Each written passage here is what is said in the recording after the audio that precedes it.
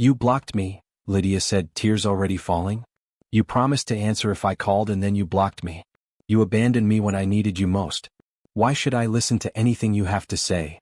Because I'm dying too, Matteo confessed, the lie coming easily because in a way it was true. He'd been dying inside every day without her. Dying without you.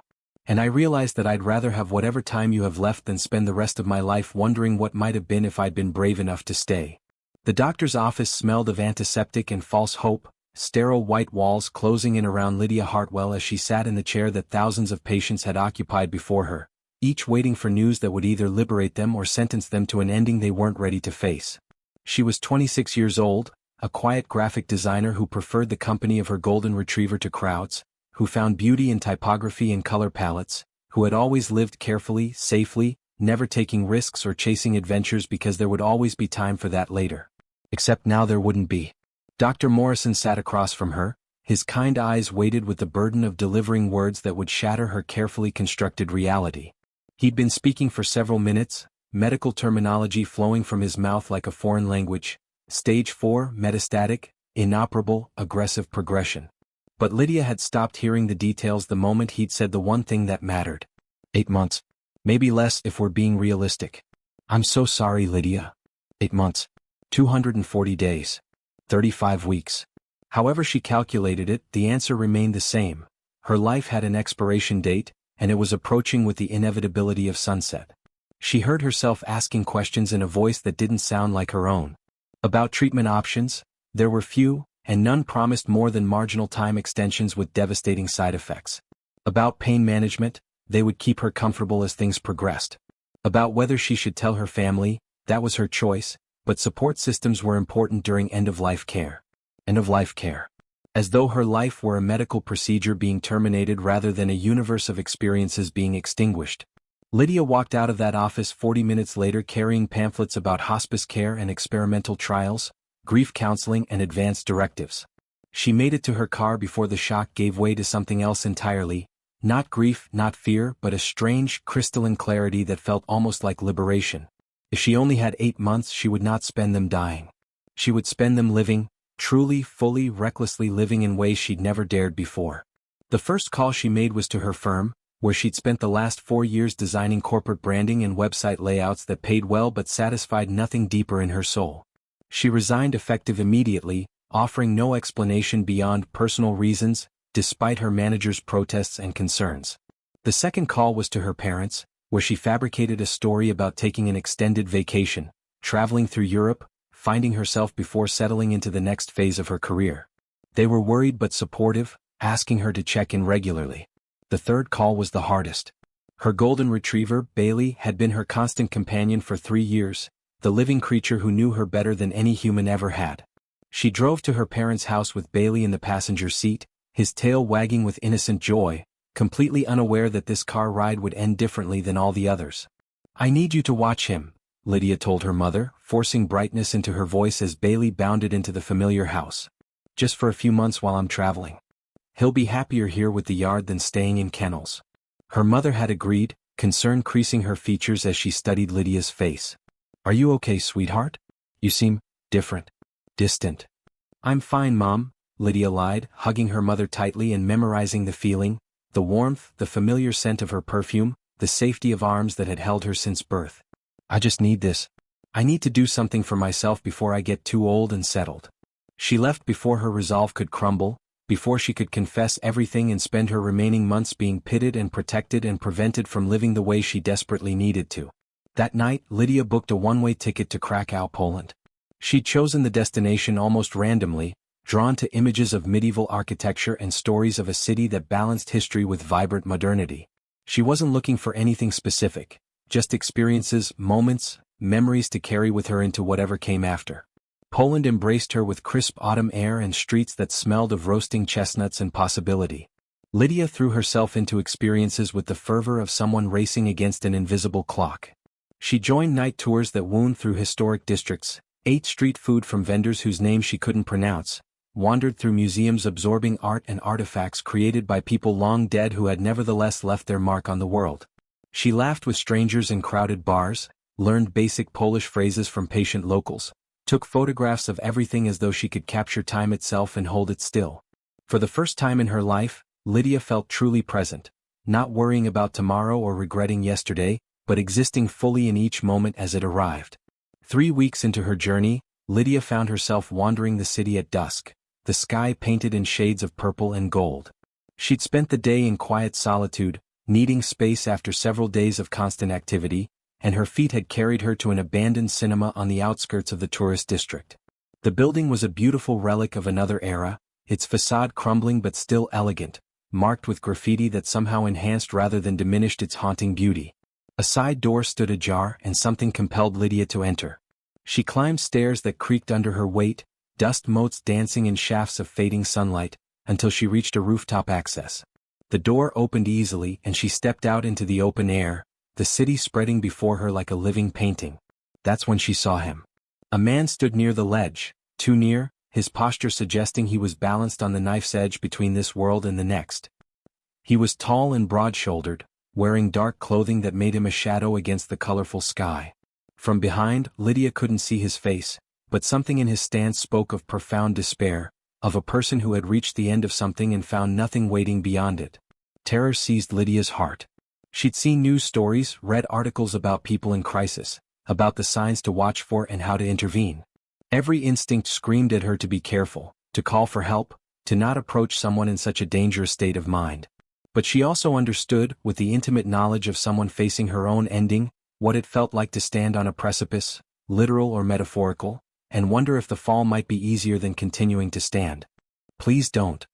The words burst from Lydia before she could think better of them, her voice cracking with emotion. "Please, whatever you're going through, whatever's brought you here, please don't jump." The man froze but didn't turn. Lydia took a cautious step closer, her hands trembling, her throat tight with tears she hadn't known were coming. "I know I don't know you," she continued, words tumbling out faster now. "I know I can't possibly understand what pain you're carrying or what's driven you to this point. But please, please believe me when I say that life, even when it's unbearably hard, is still worth living. There's so much beauty in the world, so much left to experience, so much." Her voice broke completely, and suddenly she wasn't talking to him anymore but to herself, to the universe, to the cruel joke of fate that had given her a finite ending just when she'd finally learned to appreciate infinity. "There are sunrises you haven't seen yet," Lydia sobbed, sinking to her knees on the rooftop, all pretense of composure abandoned. "There are songs you haven't heard, food you haven't tasted, people you haven't met who might change everything. There are dogs who need to be pet and books waiting to be read and moments of joy so pure they make everything else worth enduring. And I know, God, I know, that sometimes it feels like the pain outweighs everything else, like you're drowning and no one can hear you screaming for help. But you're still here. You're still breathing. And as long as you're breathing, there's a chance for things to get better."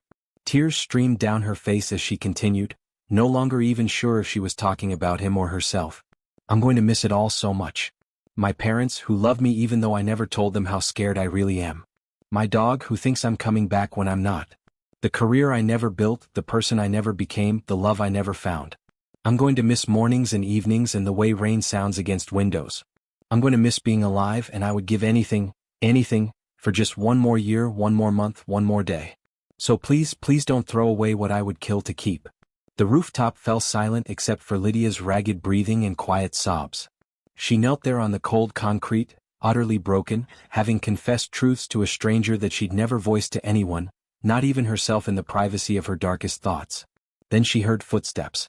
Not rushing toward the ledge but moving away from it. Approaching her.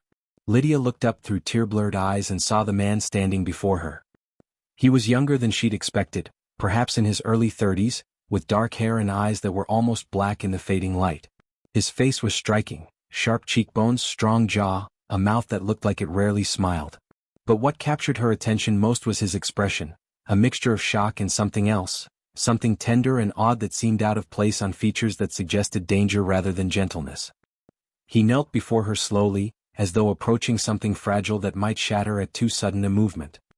His hands came up to her face and Lydia should have been afraid. She was alone on a rooftop with a complete stranger whose mental state she'd questioned moments ago, but all she felt was a strange sense of safety as his palms cupped her tear-stained cheeks.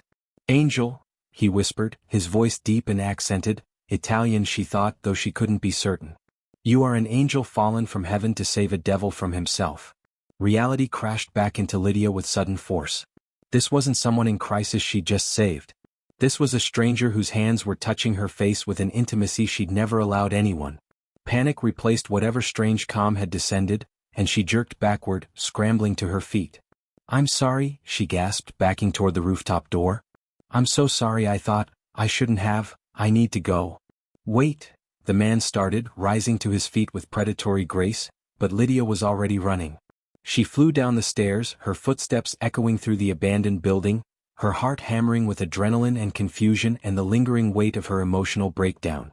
She burst out onto the street and kept running, not stopping until she'd put several blocks between herself and the cinema, until she was safely back in the tourist district where streetlights and crowds offered protection from whatever had just happened. What Lydia didn't know, couldn't possibly know, was that the man on the rooftop hadn't been contemplating suicide. Matteo Virelli, one of the most powerful and feared mafia bosses in Sicily, had been conducting surveillance on a rival's territory using military-grade telescopic equipment. He'd been planning violence, coordinating strategy, preparing for a confrontation that would likely end in bloodshed. And then an angel had appeared, speaking words that pierced through decades of carefully constructed armor, crying over the beauty of life while revealing her own approaching death, seeing him as someone worth saving when he'd long ago accepted that he was beyond redemption. Matteo stood on that rooftop long after she'd fled, his hands still warm from touching her face, something fundamental shifting in his chest. He'd built an empire on ruthlessness and fear, had taken lives without hesitation, had believed himself incapable of feeling anything beyond ambition and rage. But this girl, this dying angel who'd begged him not to jump while her own time ran out, had awakened something he thought had died years ago. Something dangerous and desperate and entirely unprecedented. Humanity. Hope. The possibility that he might be more than the monster he'd become. Matteo pulled out his phone and made a call. "Raphael. I need you to find someone." A girl, American accent, mid-20s, alone in Krakow. "I want to know everything about her. Where she's staying, who she is, why she's here, and why she was crying about missing her dog and her parents." He paused, his jaw clenching. "And Raphael? I want to know if she's actually dying, and if she is, I want every specialist in Europe ready to tell me how to save her." The next morning, Matteo Virelli transformed himself from mafia boss to tourist. He traded his tailored suits for casual jeans and a leather jacket, covered his distinctive tattoos, adopted the relaxed posture of someone on vacation rather than someone who commanded an empire built on blood and fear. His men had worked through the night and delivered a full dossier on Lydia Hartwell by dawn. Her name, her hometown, her diagnosis, and her hotel information. Stage 4 metastatic cancer. 8 months, possibly less. No viable treatment options. A death sentence delivered to someone who'd barely begun to live. Matteo's rage at the injustice of it surprised him. He'd witnessed countless unfair deaths, had caused many of them himself, but this felt different. This felt personal in a way he couldn't explain or justify. He found her at a morning walking tour of the historic Jewish quarter, standing slightly apart from the group, photographing architectural details with intense focus.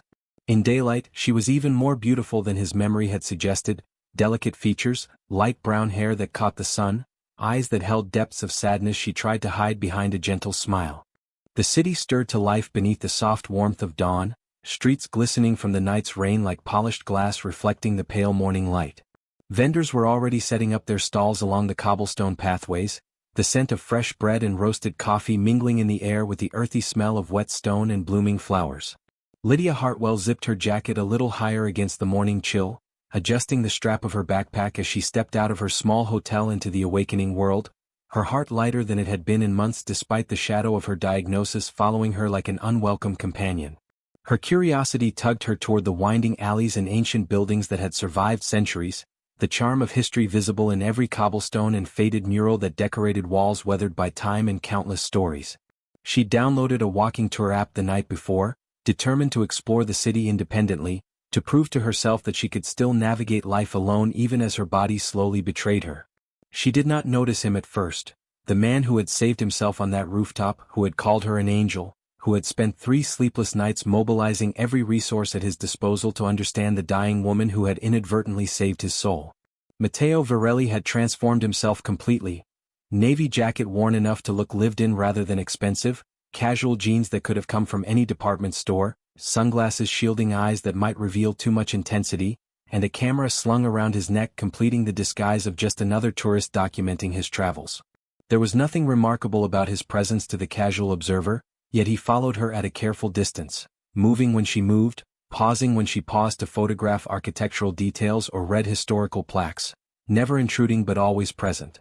His men maintained a wider perimeter, invisible professionals ensuring her safety while their boss conducted what they privately thought was the most dangerous operation he'd ever attempted, not infiltrating enemy territory or executing strategic violence, but simply trying to make a dying woman smile. To Lydia, he was just another tourist blending into the crowd of travelers and locals beginning their day.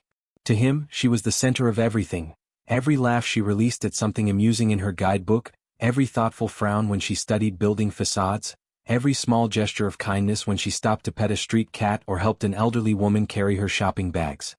He recorded them all in memory, cataloging the details that made Lydia herself, learning her rhythms and preferences with the same strategic attention he'd once devoted to destroying enemies. He didn't need her to know him. Not yet. For now, it was enough to simply orbit her existence, to watch her live with the kind of intentionality that came from knowing time was finite, to witness the bravery of someone facing death who still chose to engage fully with life rather than retreating into fear and isolation. Matteo waited for the perfect moment to approach, following her through morning markets and quiet residential streets until she paused at a fountain in a small plaza, consulting her phone with visible confusion about which direction would lead to the cathedral she'd marked on her digital map. This was his opportunity, natural, helpful, the kind of tourist-to-tourist interaction that happened thousands of times daily in cities built for exploration. "Excuse me," Matteo said finally, stepping out from the shade of the fountain where he'd been pretending to review photos on his camera, his voice casual and slightly hesitant in exactly the way a shy traveler might sound. "Are you looking for the cathedral? It's easy to miss the turn if you're following the main tourist route." Lydia blinked, startled by the sudden address, her hand instinctively going to her chest in that universal gesture of surprise. "Oh, yes, I think I am," she said, offering a polite smile that transformed her face from merely pretty to genuinely beautiful. "I swear this app has led me in circles twice already." "Thank you." Matteo nodded, gesturing toward a narrow alley that curved into the heart of the old city, one that most tourists overlooked in favor of the wider, more obvious streets. "It's that way. The app usually takes people on the longest route because it follows main roads. I've been here a few times, business trips mostly, but I've learned where the real treasures are hidden. If you like, I could show you some spots most tourists never find.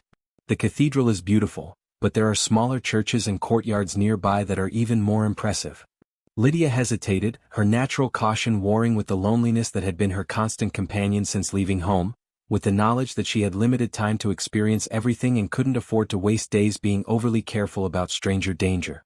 Something about him felt neutral, safe. His posture was open rather than aggressive, his smile reached his eyes despite the sunglasses, and most importantly he wasn't pushing, was offering rather than insisting in ways that gave her the power to refuse. "Sure," she said finally, making the decision that would change the trajectory of her remaining months. "That would be nice. I'm Lydia, by the way." "Marco," Matteo lied smoothly, using his middle name because giving his actual identity would raise questions he wasn't prepared to answer. "It's nice to meet you, Lydia. Come on, I'll show you the good stuff." And so he entered her world, slowly, carefully, like water seeping into stone, settling into the cracks and spaces she didn't know existed until he occupied them. Days passed in quiet rhythm that felt almost magical to Lydia, who had expected her final months to be lonely and painful rather than filled with unexpected companionship. Marco showed her cafes tucked away in narrow streets with windows covered in ivy and tables painted in chipped pastel colors, places where locals gathered and tourists rarely ventured. He led her through markets where fruit glimmered under the morning sun and spices created clouds of scent that lingered in narrow alleys, teaching her which vendors offered the best quality and which ones inflated prices for foreign customers. Slowly, without quite realizing when it happened, Lydia began to rely on him. He knew when to offer suggestions and when to give her space to explore independently. He made the city feel smaller, safer, lighter, transforming what could have been overwhelming into manageable adventures that left her energized rather than exhausted. And crucially, he seemed to understand her physical limitations without her having to explain them, suggesting rest breaks before she needed to ask, keeping walking distances reasonable, never pushing when she showed signs of fatigue.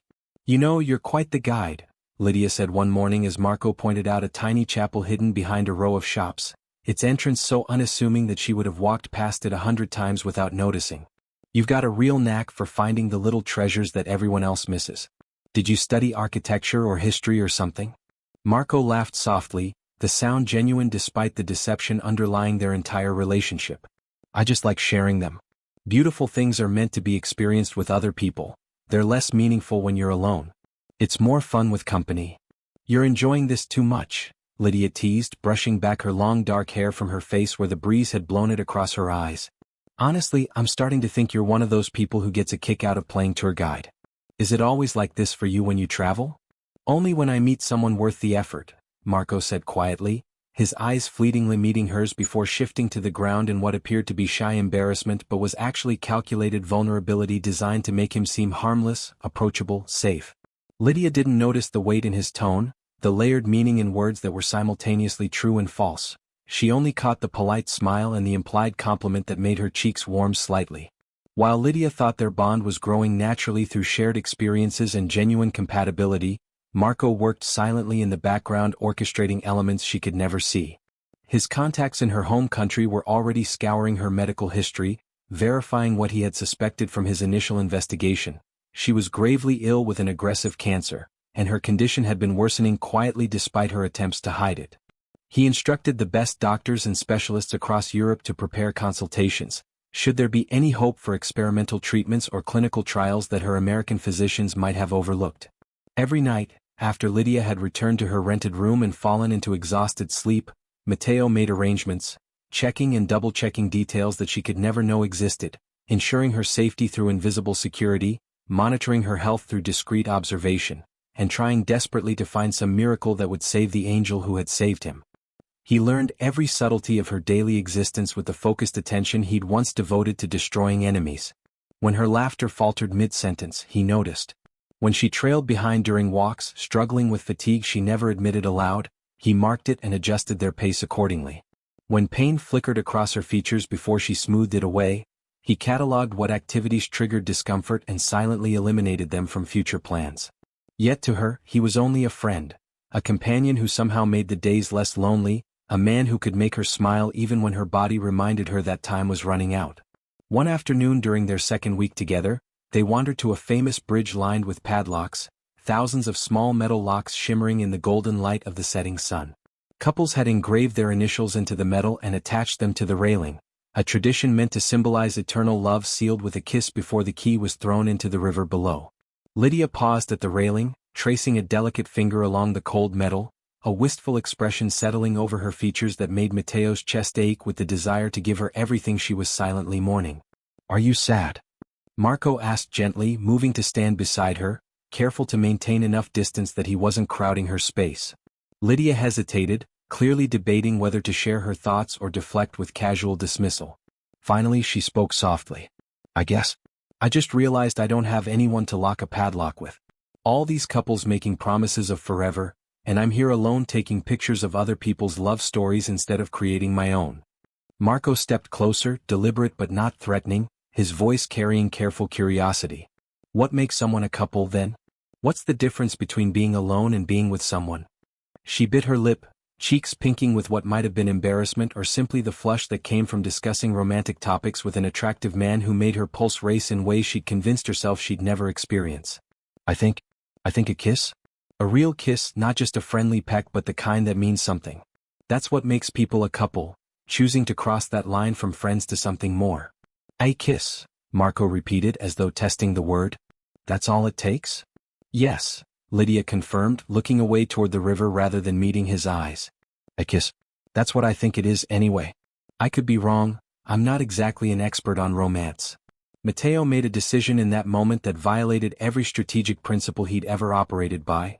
He stopped calculating risks and simply acted on the overwhelming need to give this dying woman something she'd never had, something she deserved, something that might make her remaining time feel less like an ending and more like the beginning she'd been denied. He kissed her. It was soft at first, gentle, his lips meeting hers with a reverence that came from knowing exactly how precious this moment was even if she didn't yet understand the full context. Then deeper, more certain, his hand coming up to cup her face while the other settled at her waist, pulling her closer as the kiss transformed from tentative exploration to something that felt inevitable, necessary. like the resolution to a question neither of them had known they were asking. Lydia's eyes went wide with shock when Marco finally pulled back. She staggered backward, her hand flying to her lips as though she could still feel the pressure of his mouth against hers, her expression cycling through surprise and confusion and something that looked almost like joy before settling on overwhelming emotion. Why did you do that? We barely know each other. You can't just kiss someone because they mentioned. Because I love you, Marco said simply, the words steady and honest and utterly unrelenting in their certainty. I know it's fast. I know we've only known each other 2 weeks. I know you probably think I'm crazy or taking advantage or just caught up in vacation romance. But Lydia, I love you. I love your kindness and your bravery and the way you see beauty in everything despite carrying pain you think you're hiding. I love you and I wanted you to know that you're not alone anymore. That you have someone who would gladly be your person to lock padlocks with, if you'll let me. Tears pricked Lydia's eyes, hot and sudden, overwhelmed by emotions she'd been suppressing for months. The loneliness of facing death alone, the grief over experiences she'd never have, the desperate longing for connection that had driven her to Poland in the first place.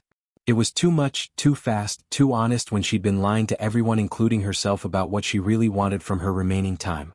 She turned and fled, leaving Marco standing on the bridge in the golden evening light, silent, watching her small figure disappear around the corner while tourists continued their rituals of eternal love around him, oblivious to the tragedy playing out in their midst.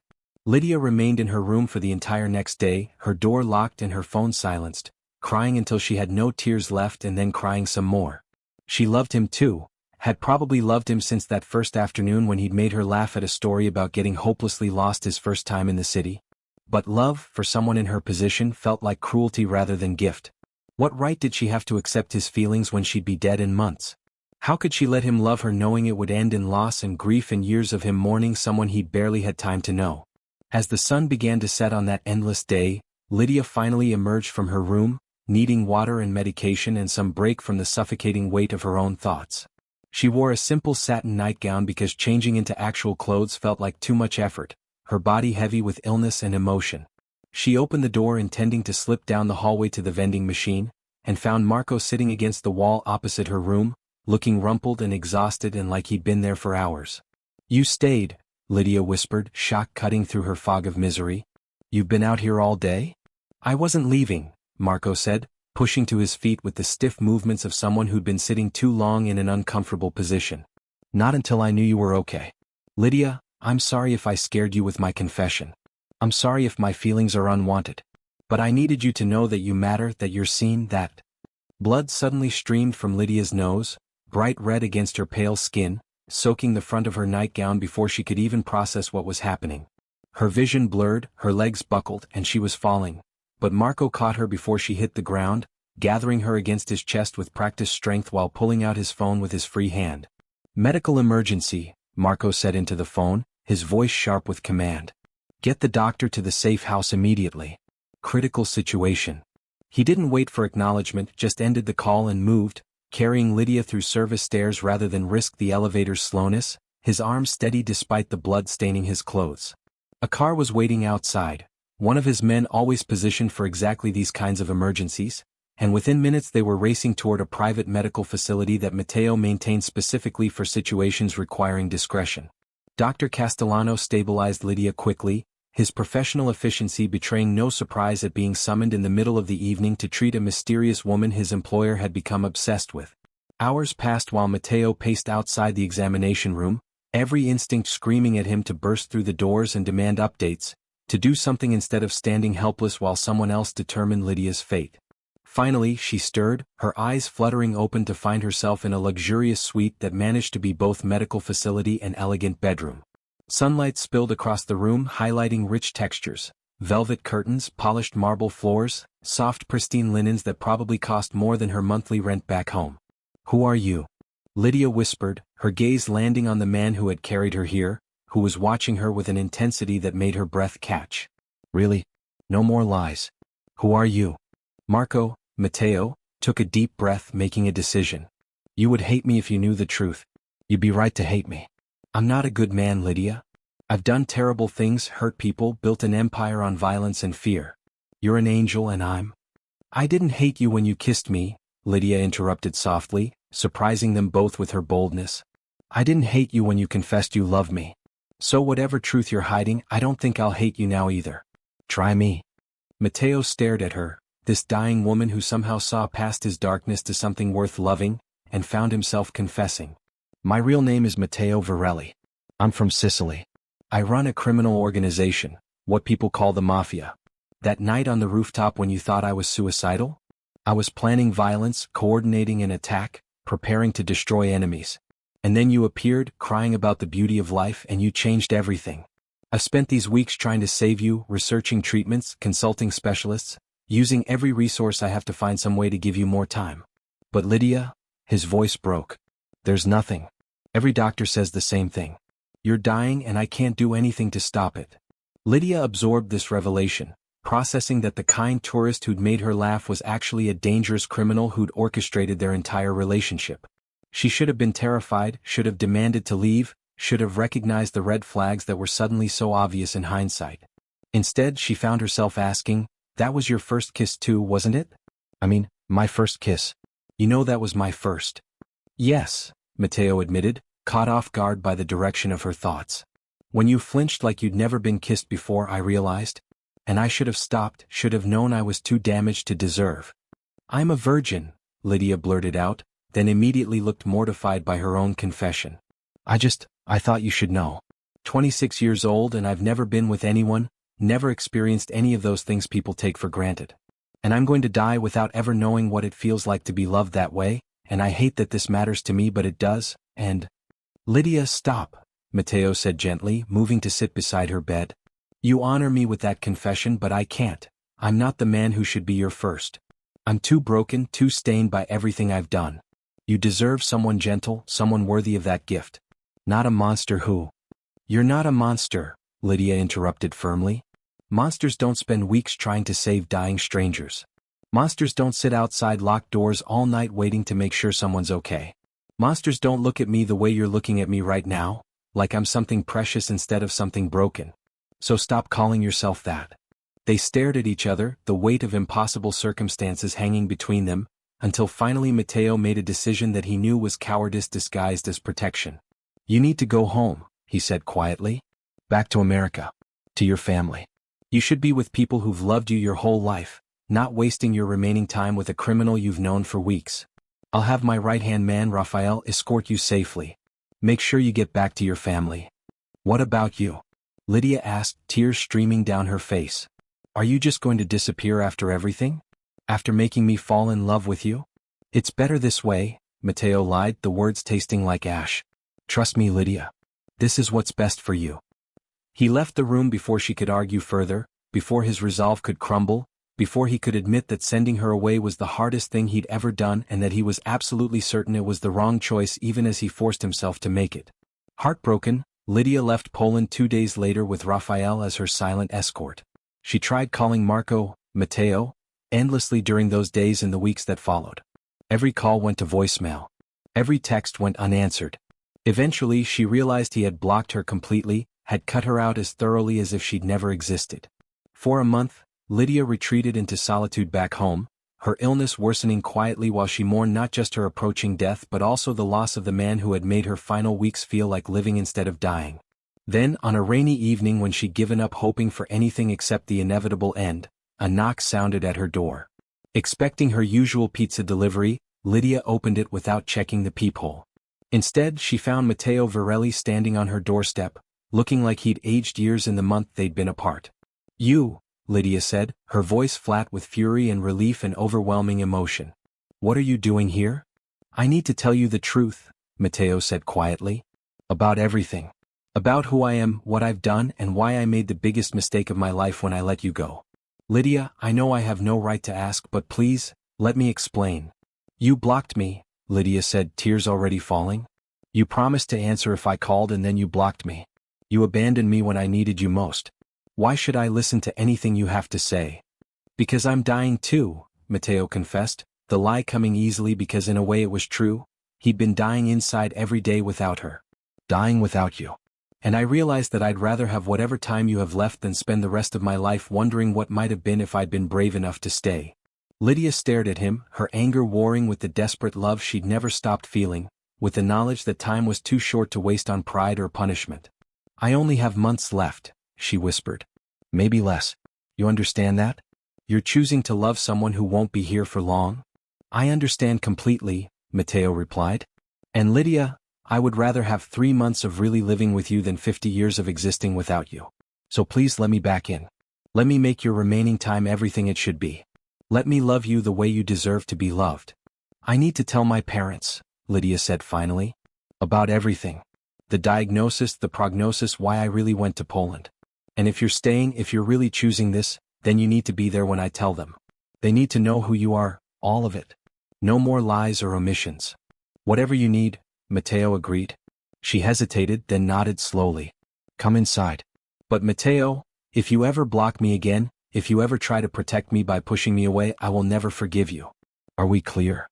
Crystal clear, Matteo said, stepping across her threshold and back into her life. No more running. I promise. Telling her parents was the hardest thing Lydia had ever done. They gathered in the living room.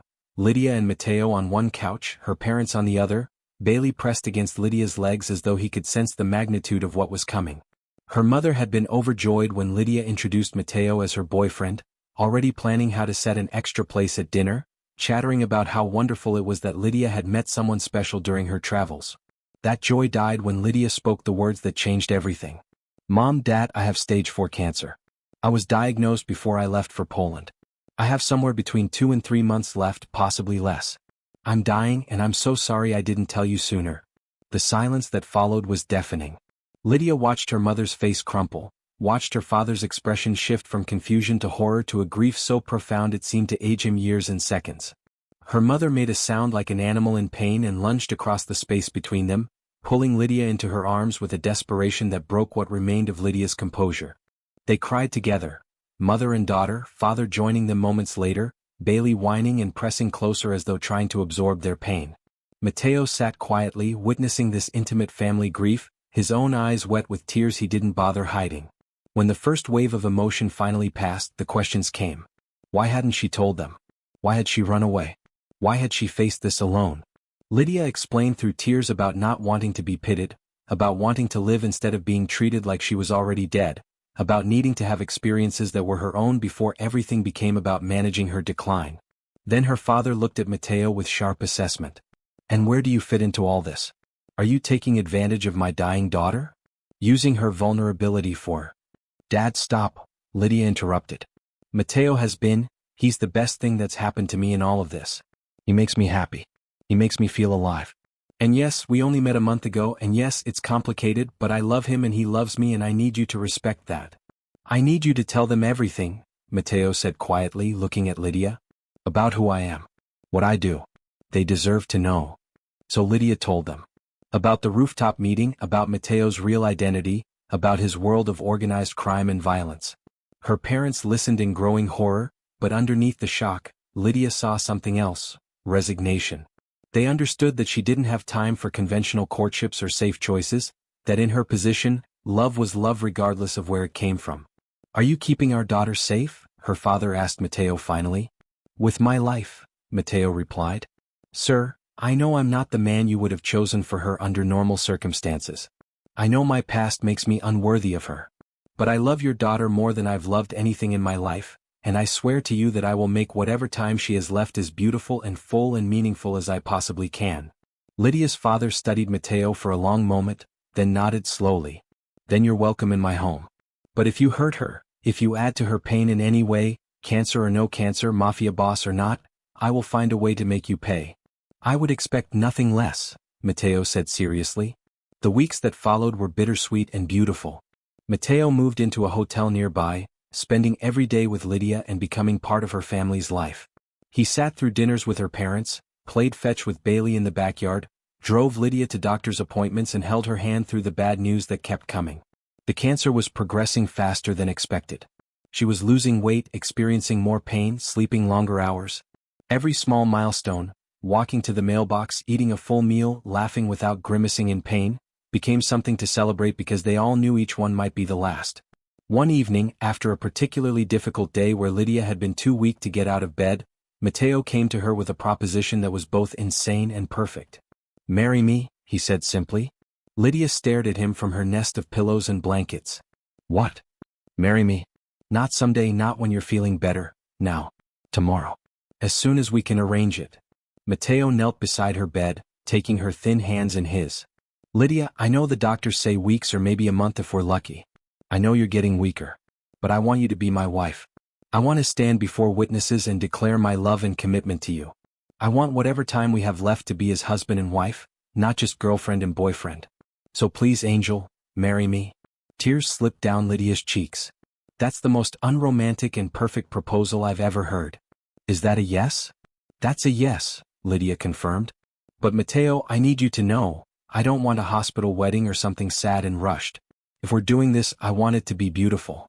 Special. Something worth remembering. Matteo smiled, and in that smile Lydia saw the full force of his love and determination. Leave it to me. He left her room and immediately started making calls. Money could buy many things, including miracles when needed.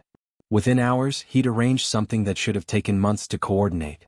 The next afternoon, Matteo picked Lydia up in a car that drove them to a luxury hotel in the city. He carried her, she was too weak to walk far anymore, up to a suite that took her breath away.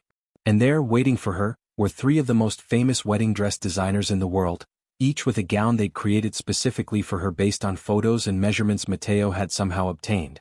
Choose one, Matteo said softly. Choose the dress and it means yes. Choose to be my wife. Lydia looked at the three gowns, each more beautiful than the last, each designed to flatter her increasingly frail frame, each perfect in different ways. She studied them carefully, running her fingers over silk and lace and delicate beading, then finally pointed to the middle one, a simple but elegant design in champagne silk with long sleeves that would hide how thin her arms had become. That one, she said. I choose that one. I choose yes. I choose you. The wedding happened 3 days later, the fastest any of Matteo's considerable resources could make it happen. It wasn't in a church or a venue but in a private garden that Matteo had rented and transformed into something magical. Thousands of flowers, string lights creating a canopy of stars, a string quartet playing softly. Lydia's parents walked her down the aisle, one on each side supporting her when her legs weakened. She wore the champagne dress and a crown of real flowers in her hair, and despite her illness, despite the shadows under her eyes and the way the dress hung a bit too loose, she looked radiant. Matteo waited at the altar with a priest he'd flown in from Sicily, and when Lydia reached him, he took her hands with such reverence that several guests openly wept. His family had come, aunts and uncles and cousins who'd traveled overnight to witness this impossible wedding, all of them seeing clearly that their usually ruthless boss had found something more important than power or empire. The ceremony was short because Lydia tired easily, but every word felt weighted with significance. When the priest asked if anyone objected, the silence was absolute. Even Lydia's father, who'd had reservations, remained quiet because he saw what Matteo had given his daughter. Joy in the face of death, love in the face of loss, a reason to smile during her darkest days. I, Matteo Virelli, take you, Lydia Hartwell, to be my wife. I promise to love you fiercely for every moment we have. I promise to make you laugh when you want to cry, to hold you when you hurt, to remind you of your beauty when illness makes you forget. I promise to be your shelter and your adventure, your peace and your passion.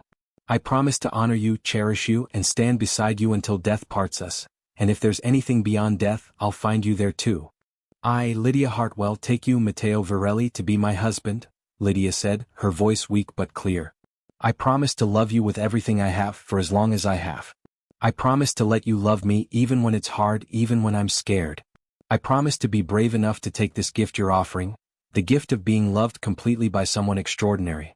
I promise to make every remaining moment count, to fill our time with laughter and honesty and the kind of love people spend lifetimes searching for. And Matteo, I promise that even when I'm gone, even when you can't see me or hold me anymore, I'll still love you. Death can take my body, but it can't take that. There wasn't a dry eye in the garden when they kissed, sealing vows that everyone knew would be tested far too soon. The reception was intimate and joyful, Lydia holding court from a comfortable chair while family and friends celebrated around her.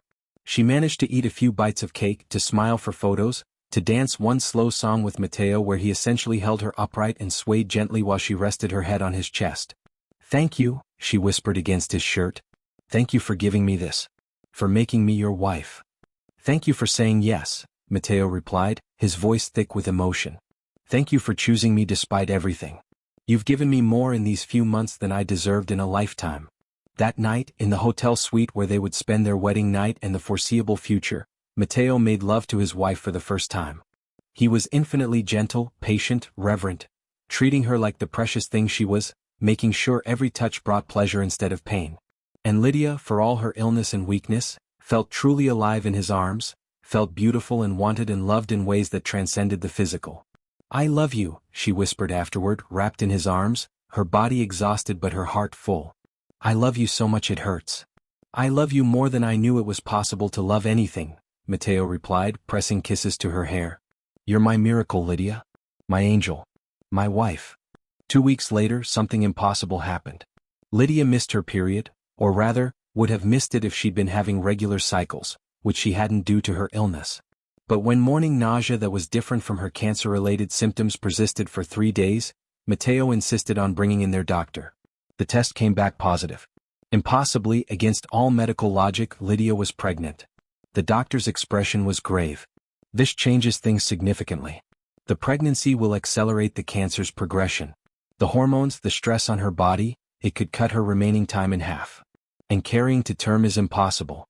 The fetus couldn't survive without her, and she won't survive the pregnancy. I strongly recommend immediate termination." "No," Lydia said immediately, her hand going protectively to her still flat stomach. "I'm keeping this baby." "Lydia, you need to understand," the doctor started. "I understand perfectly," Lydia interrupted. "I understand I'm dying either way. I understand the baby won't survive if I die. But there are options, aren't there? Medical options for premature babies?" The doctor sighed. "In theory, yes. We could induce labor early or perform a C-section and place the infant in specialized care. But we're talking about significant prematurity, weeks or months before natural viability. The survival rates." "I don't care about rates," Lydia said fiercely. "I care about giving my baby a chance. Matteo, please, tell him we're keeping the baby." Matteo looked torn, clearly wrestling with the idea of anything that would shorten Lydia's already limited time. But when he met her eyes and saw the determination there, the fierce maternal protection already present for a child barely begun, he nodded. "We keep the baby," he said. "And doctor, I want the best neonatal specialists in the world on standby. I want whatever technology and equipment needed to give this child the best possible chance. Money is no object." The pregnancy progressed with brutal swiftness. 1 month in, Lydia's stomach was barely showing, but her cancer symptoms had intensified dramatically. She was in constant pain, sleeping 16 hours a day, unable to keep most food down. But she refused to complain, her hand always resting on her stomach as though she could protect the life growing there through sheer will. At 2 months, another ultrasound revealed news that was both joyous and terrifying: triplets. 3 babies, 3 hearts beating impossibly inside Lydia's failing body, 3 lives that would need to survive when their mother couldn't. "Triplets," Lydia breathed, tears streaming down her face as she stared at the ultrasound images. "Matteo, we're having 3 babies." Matteo looked at the screen showing 3 tiny forms and felt his heart break and soar simultaneously. 3 children who would never know their mother. 3 pieces of Lydia that would survive when she couldn't. 3 impossible miracles wrapped in unimaginable tragedy. "They're perfect," he whispered. "You're growing 3 perfect babies, Angel." The doctors gave them a timeline. At 24 weeks, roughly 5.5 months, the babies would have a reasonable chance of survival with intensive neonatal care. Before that, the risks were too high. After that, Lydia's body likely wouldn't hold out. They had a narrow window to aim for, a race between life trying to begin and life preparing to end. Lydia made it to 5 months. Barely. Her body was a battlefield, cancer and pregnancy fighting for resources, each taking what they needed regardless of the toll. She'd lost so much weight everywhere except her swollen belly that she looked like a skeleton carrying precious cargo. She couldn't walk anymore, could barely sit up, spent her days in a hospital bed that Matteo had installed in their suite, monitors tracking her vitals and the baby's heartbeats. But she was still fighting, still conscious, still present. One afternoon in her 5th month, Lydia woke from a nap to find Matteo sitting beside her, his hand resting gently on her stomach where one of the babies was kicking. "I need to tell you something," she said, her voice barely above a whisper. "Something important while I still can." "Anything," Matteo said, leaning closer. "Tell me anything." "When I'm gone," Lydia started, and Matteo tried to interrupt, but she pressed her fingers to his lips, stopping him. "When I'm gone, I need you to promise me you'll protect them. Our babies. I need to know they'll be safe and loved and protected from everything your world could throw at them. I swear it, Matteo said fiercely. On my life, on everything I am, they will be protected. No one will ever harm them. They'll grow up knowing they're loved, knowing their mother was extraordinary, knowing they were wanted and cherished. And Matteo, Lydia continued, tears sliding down her too thin cheeks, I need you to promise me something else. Something harder. Anything. Promise me you'll love again someday. Not right away, not soon, but eventually. Promise me you won't spend the rest of your life alone, mourning me, refusing to let anyone else in. You deserve love, Matteo. You deserve happiness. And I can't bear the thought of you being alone forever because of me. Matteo's jaw clenched, his entire body tensing at the request. Lydia, I can't promise that. I don't want anyone else. I only want you. I know, Lydia whispered. I know, love. But Matteo, our children are going to need a mother. And you're going to need a partner. I'm not asking you to forget me or replace me. I'm asking you to stay open to the possibility that someday, when the grief isn't so sharp, you might find someone who can love you and our babies.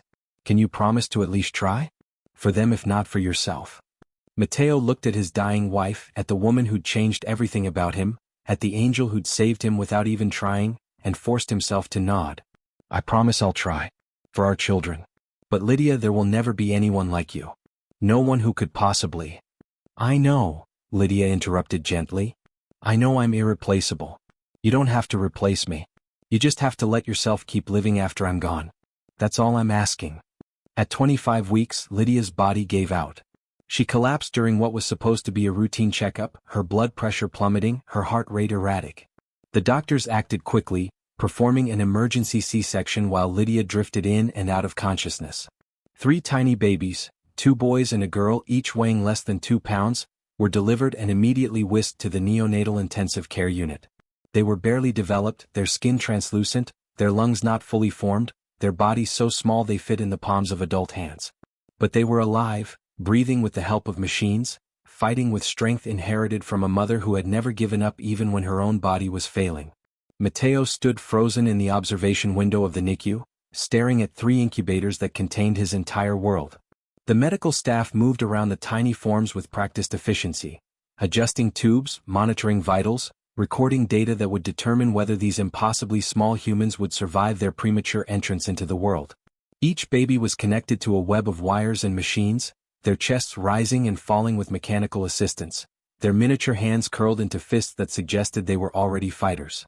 Mr. Virelli, a nurse, approached him gently, her expression carrying the professional compassion that came from years of working in neonatal intensive care. Your wife is asking for you. She's stable enough for a brief visit, but you need to understand, her condition is critical. The surgery and the delivery have put enormous strain on a body that was already shutting down. The doctors aren't sure how much longer she has. Hours, maybe a day if we're very fortunate. She needs to see you now while she still can. Matteo followed the nurse through corridors that blurred together, his mind struggling to process the reality that he was about to say goodbye to the woman who had fundamentally changed everything about his existence. They led him to a private room where Lydia lay connected to almost as many machines as their babies, her body so frail beneath the white sheets that she looked more like a ghost than a living person. But her eyes were open when he entered, and when she saw him, she smiled, weak and exhausted but genuine. They're alive. Lydia whispered, her voice barely audible even in the quiet room. Our babies, they survived? They're perfect, Matteo said, his voice breaking as he took her hand, so thin now that he could feel every bone, so cold despite the warm room. 3 perfect miracles. 2 boys and a girl just like you wanted. They're tiny and they're fighters, and Lydia, they're going to make it. The doctors say their vitals are stronger than expected for their gestation age. They have your strength. Tears slipped down Lydia's temples, disappearing into her hair. Names? We never talked about names. Matteo, I need you to name them. Name them something beautiful. Something that reminds you of hope and love and everything we were together. We'll name them together, Matteo insisted desperately, even though he could see death hovering in the room, could feel it waiting with the patience of something that knew it would win eventually.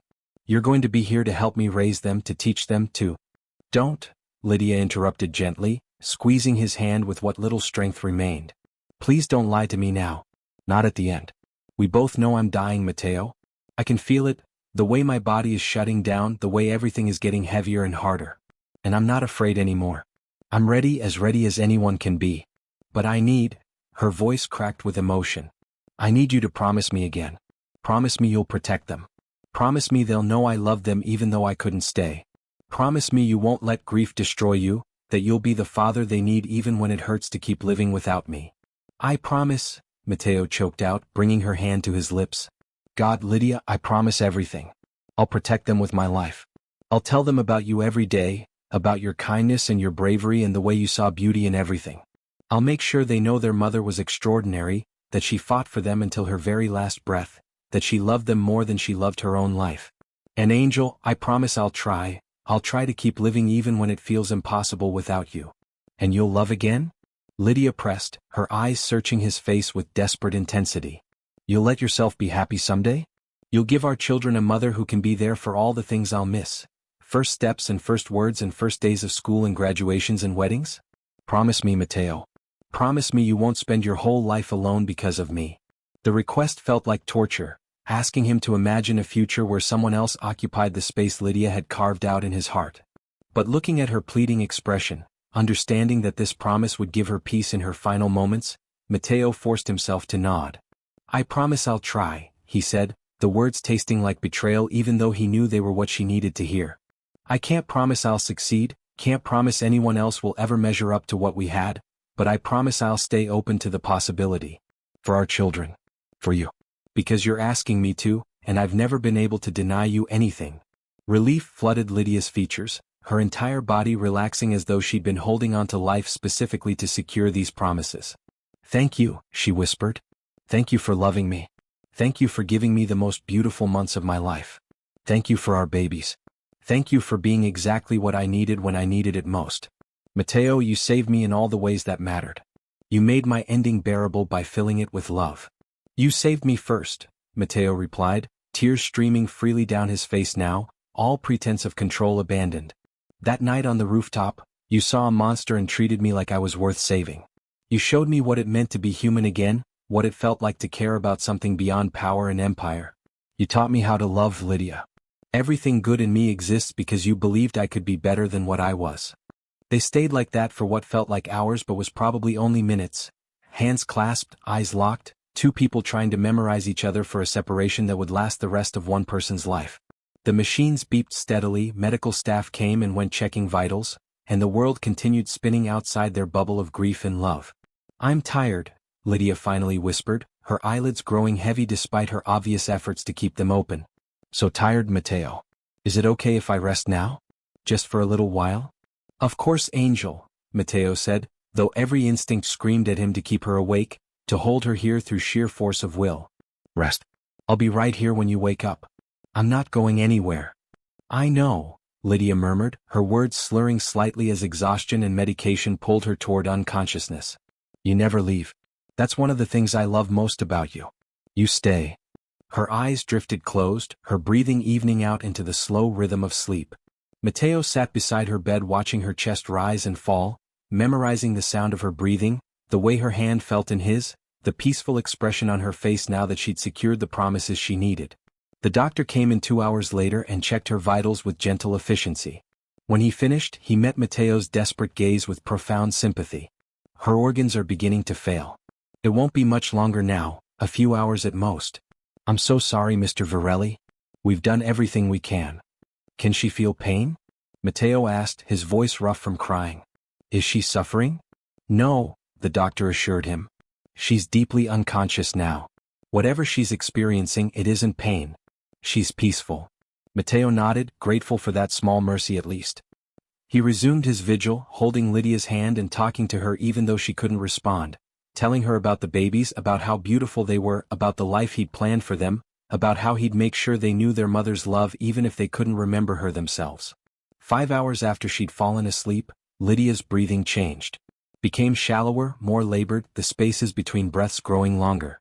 Matteo felt his heart breaking with each struggling inhale, watching the woman he loved fight for every moment even in unconsciousness. It's okay, he whispered, bringing her hand to his cheek. It's okay to let go, Angel. Our babies are safe. They're going to be fine. You did everything right. You fought so hard, loved so fiercely, gave them life even when it cost you your own. You can rest now. You can stop fighting. I'll take care of everything, I promise. Just rest, my love. Let go. Lydia took one more shallow breath. Then another, weaker still. And then, with Matteo holding her hand and whispering his love, she simply stopped. The monitors flatlined with a sound that would haunt Matteo's dreams for years to come. Medical staff rushed in with procedures they knew were futile, and Lydia Hartwell Virelli slipped away from a world she'd made brighter by existing in it. Matteo sat frozen as the doctors confirmed what he already knew, that she was gone, that no amount of medicine or money or desperate bargaining could bring her back, that the angel who'd saved a devil on a Polish rooftop had finally found whatever peace waited beyond death. He stayed with her body long after protocol suggested he should leave, holding her hand even as it grew cold, memorizing her face one final time, trying to reconcile that the woman he loved was no longer present in this shell that looked like her but felt empty of the light that had made her Lydia. Eventually, Raphael came to collect him, his normally stoic second-in-command showing rare emotion as he guided his devastated boss away from the woman who'd changed everything. "The babies need you," Raphael said gently. "They're asking when you'll come see them again. They need their father, boss.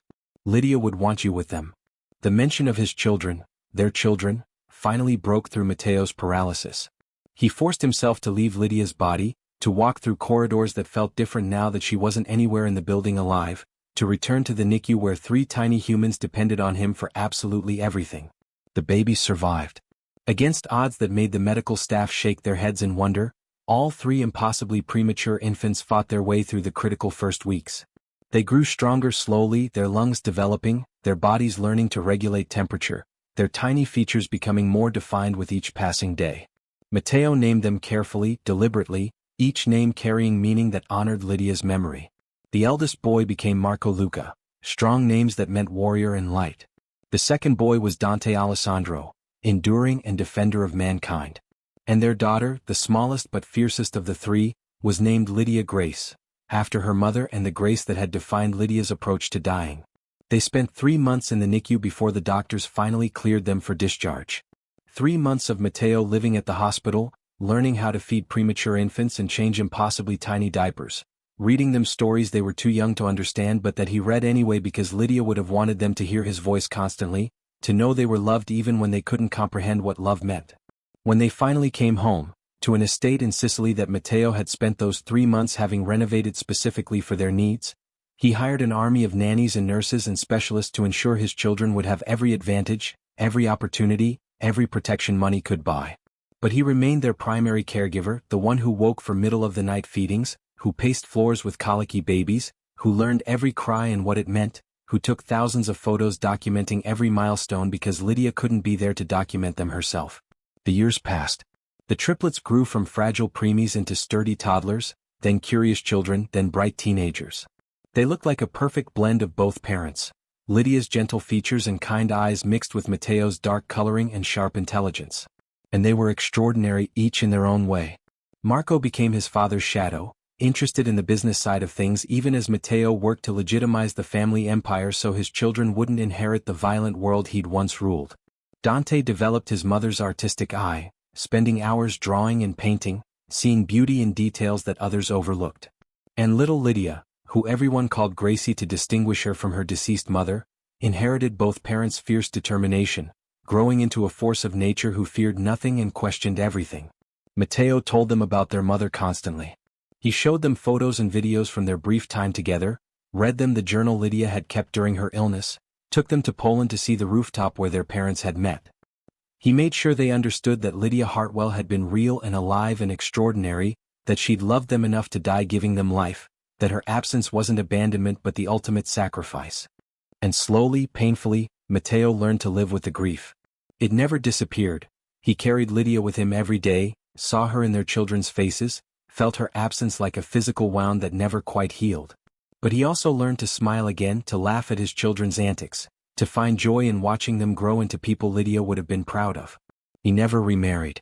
Despite his promise to Lydia about remaining open to love, despite countless opportunities with women who would have gladly become wife to a wealthy and powerful man, Matteo couldn't imagine anyone else occupying the space Lydia had carved out in his heart.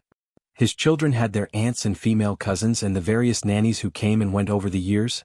They weren't lacking in maternal figures. But they only had one mother, and she lived in stories and photographs and the love that had defied death to give them life. On what would have been Lydia's 40th birthday, when the triplets were 13 years old, Matteo took them back to Poland one final time. They stood together on the rooftop where everything had begun, and each child released a lantern into the night sky. Marco's burning bright orange, Dante's a gentle blue, and Gracie's brilliant gold.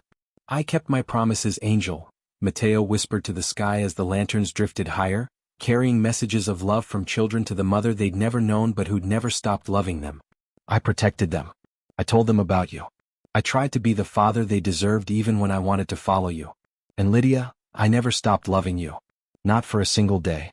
You were my miracle, my salvation, my reason for becoming better than I was. Thank you for 8 months that changed my entire life.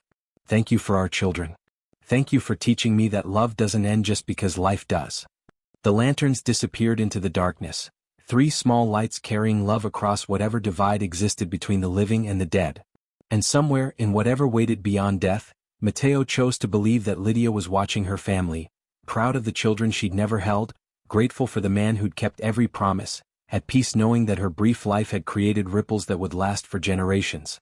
Love, they'd both learned, was the only thing that truly defied death.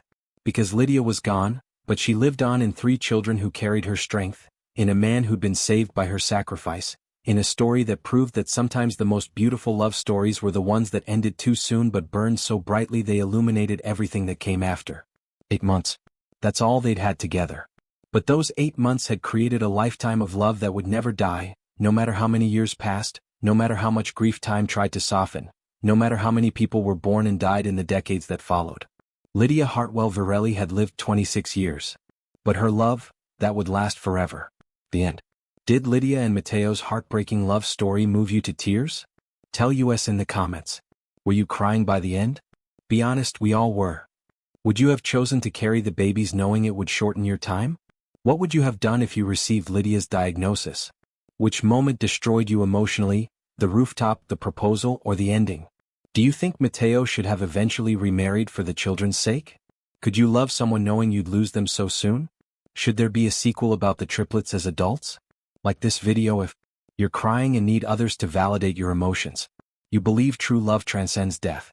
Terminal illness romances hit different. You appreciate stories that don't shy away from realistic endings. Matteo keeping his promises made you believe in devotion. The rooftop meeting gave you chills. You want more mature, emotional romance content. Subscribe for more emotional stories. Tearjerker romances that feel real. Terminal illness love stories. Second chance romance before it's too late. Mafia bosses with hearts of gold. Love against impossible odds. Stories about living fully before dying. Mature romance with emotional depth. Share this if you need your friends to cry with you. Someone you know needs to appreciate life more. You believe everyone should hear this love story. This reminded you to tell people you love them. Matteo's devotion restored your faith in men. Stories about choosing life over fear inspire you. Our engagement means everything. Every like, comment, and share helps us create more powerful love stories. Tell us how this story affected you. Did you cry? Did it change how you see your own life? Drop your thoughts below. Which story should we tell next? Vote in comments. Thank you for experiencing this journey with us. Remember, life is short, love is precious, and every moment counts. Tell someone you love them today. Don't forget to subscribe and turn on notifications.